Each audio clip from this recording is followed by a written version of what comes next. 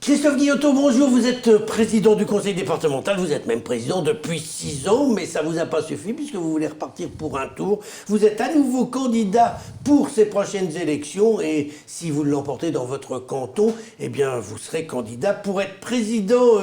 Pourquoi vous êtes candidat? Il y a des choses que vous avez ratées, que vous voulez essayer de récupérer dans les 6 ans qui viennent? Gérard Angel, bonjour. Bonjour. Pourquoi je suis candidat? Parce qu'on a fait un premier mandat de 6 ans avec une très belle équipe et on veut continuer ce qu'on a fait, terminer de mettre en place ce nouveau Rhône, ce nouveau département. On l'a trouvé avec des difficultés, maintenant les difficultés financières sont assainies, donc maintenant on va pouvoir proposer encore plus de choses dans les collèges, dans les routes, dans le social, faire plein de belles choses encore pendant les 6 ans qui arrivent. Alors le bilan.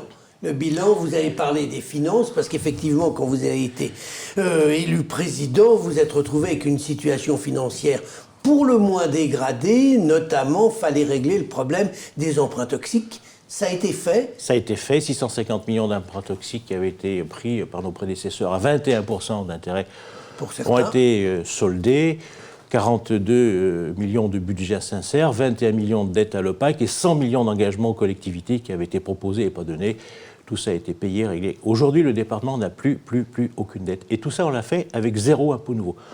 Promesse électorale tenue. Voilà, donc maintenant, on va pouvoir continuer à se projeter sur des belles infrastructures comme des collèges, comme des routes, et puis le social, qui est quelque chose d'important pour un département. Alors, on va en parler dans quelques instants. Première chose, vous venez d'évoquer la fiscalité. Vous aviez pris l'engagement, vous l'avez respecté, de ne pas augmenter les impôts. Est-ce que vous prenez le même engagement pour les 6 ans qui viennent? Tout à fait, Gérard. Il faudrait aussi rajouter dans ce qu'on a vécu aussi, c'est la crise Covid, qui nous a tout simplement coûté 14 millions d'euros. Avec ce qu'on a donné aux communes, avec ce qu'on a donné aux agents, avec ce qu'on a donné aux cafés, hôtels, restaurants, ce qu'on a donné aussi la fameuse prime Covid, et puis surtout ce qu'on a donné aux gens qui relèvent du RSA. Pendant les 3 derniers mois de la première crise Covid, c'était 1 million d'euros par mois, en plus sur des jeunes qu'on a récupérés, je dirais, qui sont sortis du système scolaire ou qui sont sortis du système universitaire.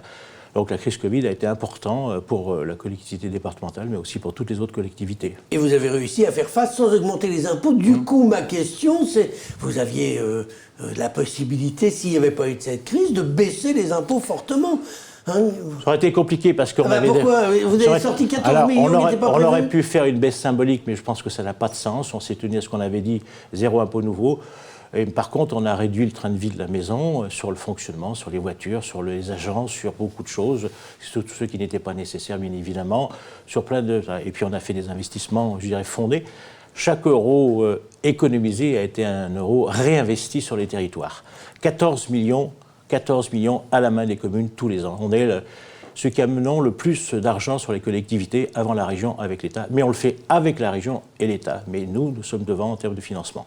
Christophe Guillotot, vous avez parlé de la belle équipe qui était autour de vous. Est-ce qu'Antoine Dupéret était dans cette belle équipe? Alors Antoine Dupéret, élu dans votre majorité, il a fait partie de votre majorité pendant tout le mandat, et là, on regarde et on est surpris, on le retrouve comme candidat du Rassemblement national. Alors vous avez dit on est surpris, je suis surpris le premier, j'ai découvert ça dans la Bresse, qu'Antoine Dupéret, parce que son binôme Martine Buby n'a pas souhaité repartir avec lui, est allé, je dirais, s'acoquiner avec le Front National, avec M. Cotarac. Je pense que ce n'est pas une bonne idée quand on a le parcours qu'il a eu, quand on a été maire, quand on a son âge. Je crois qu'on ne fait pas ce genre de choses. Voilà. Je lui ai immédiatement retiré ses délégations. Il n'est plus vice-président, il n'a plus aucune signature du département. C'est la première chose. Ça va troubler les électeurs quand même.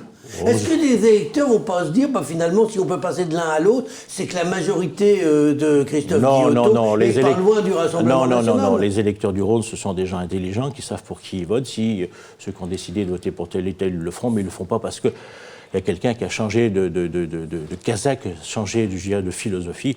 Voilà, non, je pense que je fais confiance aux électeurs du canton du Bois-d'Oing. Voilà, ils ne se laisseront pas attirer par le fait qu'Antoine Dupéret, d'un seul coup, s'est trouvé une vocation à être le défenseur du Front National. Alors, belle équipe, il y avait comme premier vice-président Renaud Pfeffer, il y a toujours d'ailleurs, mais il ne repart pas avec vous. Là, il a décidé plutôt d'aller se faire voir du côté de la région. Oh, j'espère pas se faire voir, puisqu'il est tête de liste, il sera forcément élu. Non, il a fait un choix. Renaud, c'est un homme, je dirais, qui entreprend, c'est un battant, donc il avait gagné sa commune, après il a gagné sa communauté de communes, après il a gagné son canton, maintenant il va à la région. Moi, je trouve que c'est très bien qu'il y a des élus qui passent de l'un à l'autre, ce qui montre qu'au département, c'est un bon vivier. Déjà, il y a 6 ans, J'avais une collègue qui était partie à la région. Là, j'ai des collègues qui partent à la région, j'ai des collègues qui reviennent de la région, et j'ai des collègues qui font les deux. Vous voyez, alors, quand je regarde, j'ai l'impression que vous vous échangez avec Laurent Wauquiez, parce qu'il y a Renaud Pfeffer qui va chez Wauquiez, mais vous récupérez Patrice Verscher. Patrice Verscher. Vous récupérez Madame Berthoud. Aussi. Voilà. Madame Berthoud était vice-présidente au département de la culture. Elle est partie à la région, elle était même tête de liste il y a 6 ans. Elle s'est occupée des lycées, elle s'en est très bien occupée. Elle souhaite revenir au département. Le département, si les électeurs de Villefranche-sur-Saône le souhaitent, elle reviendra au département. Si j'ai bien entendu, il paraîtrait même qu'elle voudrait être première vice-présidente du département. Oh, les souhaits des uns et des autres sont louables. Après, ça dépendra de l'honorable assemblée. Elle décidera qui sera président, qui sera vice-président. Voilà. Puis le président aura son mot à dire, peut-être. Certainement. J'ose espérer qu'on lui laissera le droit de parler. Dites-moi, Christophe Guillotot, entre la région et les intercommunalités, les départements, a-t-il encore une raison d'être? Bien sûr. Parce que votre ami Sarkozy voulait un peu supprimer puis les départements. M. Macron aussi au début, rappelez-vous. Et finalement, tout le monde veut le supprimer. Alors, et vous êtes insubmersible. C'est pas qu'on est insubmersible, c'est qu'on a une vraie réalité sur les territoires. La vocation première d'un département, c'est le social, 57%, et on l'a bien vu dans la crise Covid. Heureusement que les départements et les communes étaient là. On s'occupe de avant la naissance, avant le carnet de naissance, jusqu'à la fin de vie, en passant par l'enfance maltraitée. En ce moment, l'enfance maltraitée, c'est 35% en plus en ce moment. En ce moment, voilà. Donc on est aussi sur les collèges, chez nous. Les routes, les gens utilisent le département sans le savoir. Les routes, c'est nous. Et puis on est dans des compétences optionnelles comme la culture, comme l'agriculture, comme le sport. Voilà. Donc le département est une strate entre les communes et les communautés de communes, à côté de la région, c'est ce que vous disiez tout à l'heure, et en partenariat aussi avec l'État quand ils nous soutiennent sur les DETR et SFIL. Avant de nous quitter, vous avez finalement assez peu d'inquiétude dans cette élection, parce que vous, dans votre canton, vous n'avez pas d'adversaire important. Si, j'ai des adversaires, j'ai une équipe communiste, socialiste, verte, et puis je ne sais pas trop quoi. Voilà, il faut que les gens puissent s'exprimer. Il faut surtout que les électeurs votent, parce qu'il faut 12,5% des inscrits pour être élus. S'il n'y avait pas ça, il faudrait faire un deuxième tour. Voilà.